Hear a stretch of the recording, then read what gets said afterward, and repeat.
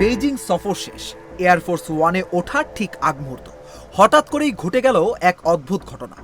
White house কর্মকর্তারা একে একে খুলে ফেলছেন ব্যাজ, ফেলে দিচ্ছেন দামি উপহার, এমনকি ধ্বংস করে ফেলা হচ্ছে বিশেষ ফোনও। আর তখনই প্রশ্ন উঠেছে, চীনের দেওয়া উপহারের ভেতরে কি ছিল কোনো গুপ্তচর চিপ, নাকি আমেরিকা নিজেই ভয় পাচ্ছে চীনের প্রযুক্তিগত ক্ষমতাকে? ট্রাম্পের পুরো প্রতিনিধি দল বেজিং ছাড়ার আগে এমন নিরাপত্তা ব্যবস্থা নিয়েছে যা এখন পুরো বিশ্বে আলোচনার ঝড় তুলেছে। রিপোর্ট বলছে, প্রেসিডেন্ট ডোনাল্ড ট্রাম্পের সফরসঙ্গীদের স্পষ্ট নির্দেশ দেওয়া হয়েছিল চীন থেকে পাওয়া কোনো জিনিস এয়ারফোর্স ওয়ানে তোলা যাবে না। এমনকি সফরে ব্যবহৃত বিশেষ বার্নার ফোন পর্যন্ত ভেঙে ফেলা হয়েছে। এই ফোনগুলো শুধু অল্প সময়ের জন্য ব্যবহার করা হয়, যাতে পরে কোনো তথ্য চুরি করা না যায়। নিউ ইয়র্ক পোস্টের হোয়াইট হাউস করেসপন্ডেন্ট এমিলি গুডিন লিখেছেন, চীন থেকে পাওয়া কোনো কিছুই বিমানে তোলার অনুমতি ছিল না।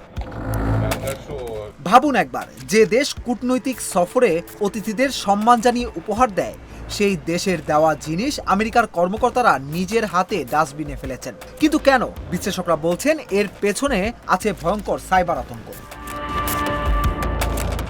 আমেরিকার গোয়েন্দা সংস্থাগুলো বহুদিন ধরেই অভিযোগ করে আসছে, চীন উন্নত প্রযুক্তি ব্যবহার করে বিদেশি ডিভাইসে আড়ি পাততে পারে। এমনকি বন্ধ ফোন থেকেও তথ্য সংগ্রহ করার সক্ষমতা রয়েছে বলে আশঙ্কা ওয়াশিংটনের। তাই এবার ট্রাম্পের সফরে ব্যক্তিগত ফোন, ল্যাপটপ কিছুই নিতে দেওয়া হয়নি কর্মকর্তাদের। সবাই ব্যবহার করেছে অস্থায়ী ফোন, আর দেশে ফেরার আগেই সেগুলো ধ্বংস। সেখানেই শুরু হয়েছে নতুন বিতর্ক।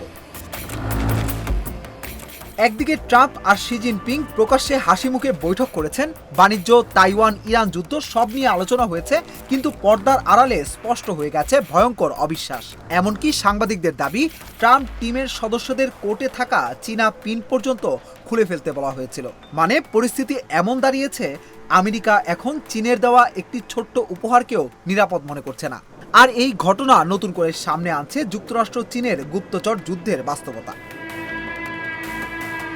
ওয়াশিংটন বহুবার অভিযোগ করেছে, চীন সাইবার হামলা চালায়, তথ্য চুরি করে, এমনকি গুরুত্বপূর্ণ অবকাঠামোতে নজরদারি চালায়। অন্যদিকে বেইজিংও পাল্টা অভিযোগ করে, আমেরিকায় বিশ্বের সবচেয়ে বড় নজরদারি রাষ্ট্র। অর্থাৎ দুই পরাশক্তির সম্পর্ক এখন এমন জায়গায় পৌঁছেছে, হাসি মুখে বৈঠক হচ্ছে, কিন্তু বিশ্বাস নেই এক ফোঁটাও। সব মিলিয়ে এখন বড় প্রশ্ন, চীনের উপহারে কি সত্যিই ছিল কোনো আড়ি পাতার প্রযুক্তি, নাকি এটা শুধু আমেরিকার অতিরিক্ত সন্দেহ?